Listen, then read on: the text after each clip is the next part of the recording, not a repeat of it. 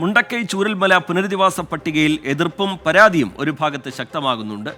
മുണ്ടക്കൈ ചൂരൽമല പുനരധിവാസത്തിനായി തിരഞ്ഞെടുത്തതിൽ ഒന്ന് Elston estate ആണ്.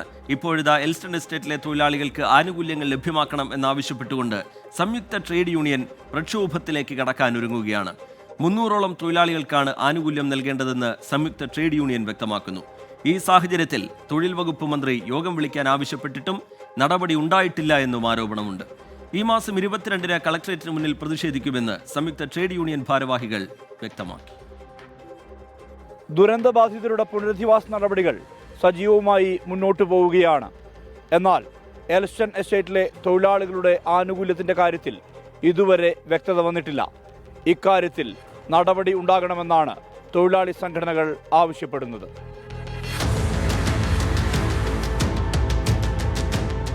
ഈ മാസം 27-നാണ് മുഖ്യമന്ത്രി മുണ്ടക്കൈ ചൂരൽമല ടൗൺഷിപ്പിന് തറക്കല്ലിടുന്നത്.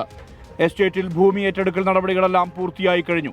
എന്നാൽ ഇവിടുത്തെ തൊഴിലാളികൾക്ക് തൊഴിൽ ആനുകൂല്യങ്ങൾ ലഭ്യമാക്കുന്ന കാര്യത്തിൽ ഇനിയും വ്യക്തത വന്നിട്ടില്ല. പ്രൊവിഡന്റ് ഫണ്ട്, ഗ്രാറ്റുവിറ്റി ഉൾപ്പെടെയുള്ള ആനുകൂല്യങ്ങൾ വർഷങ്ങളായി മുടങ്ങിക്കിടക്കുകയാണ്. ഈ തൊഴിലാളികളുടെ നിലവിൽ കൊടുക്കാനുള്ള ആനുകൂല്യങ്ങളെ സംബന്ധിച്ച് കൃത്യമായി ഔദ്യോഗികമായി തന്നെ ഇരുന്ന് ചർച്ച ചെയ്ത് വ്യവസ്ഥ ഉണ്ടാക്കണം. രണ്ടാമത്, ഈ ഏറ്റെടുക്കുന്ന ഡിവിഷനിലെ തൊഴിലാളികളെ അവിടെ നിന്ന് പിരിഞ്ഞു പോകണമല്ലോ. ആ തൊഴിലാളികളെ സംബന്ധിച്ച് എന്നത് സംബന്ധിച്ച് ചർച്ച ചെയ്ത് തീരുമാനിക്കണം. അത് ചർച്ച ചെയ്യുന്നതിന് ഇതുവരെയുള്ള ഒരു സന്നദ്ധത മന്ത്രി നോട്ട് എഴുതി കൊടുത്താണ്. ഈ യോഗ അടിയന്തരമായി വിളിക്കണം എന്ന് പറഞ്ഞിട്ട് നോട്ട് എഴുതി കൊടുത്തിട്ട് 10-20 ദിവസമായി. തൊഴിലാളികളുടെ ആനുകൂല്യത്തിന്റെ കാര്യത്തിൽ വ്യക്തത വരുത്തണമെന്നാവശ്യപ്പെട്ടാണ് സംയുക്ത ട്രേഡ് യൂണിയൻ കളക്ടറേറ്റിന് മുന്നിൽ 22-ന് പ്രതിഷേധിക്കുന്നത്. ഇവിടുത്തെ തൊഴിലാളികളെ 300 തൊഴിലാളികളെ അനാഥരാക്കുന്ന വിധത്തിലേക്ക് ഈ വിഷയം പോകുമ്പോഴാണ് ശക്തമായി പ്രക്ഷോഭത്തിന് ഞങ്ങൾ നേതൃത്വം കൊടുക്കുന്നത്. എസ്റ്റേറ്റിലെ തൊഴിലാളികൾക്ക് ആനുകൂല്യങ്ങൾ ലഭ്യമാക്കണമെന്നാവശ്യപ്പെട്ട് നിരവധി സമരങ്ങളാണ് ഇതിനകം നടന്നത്.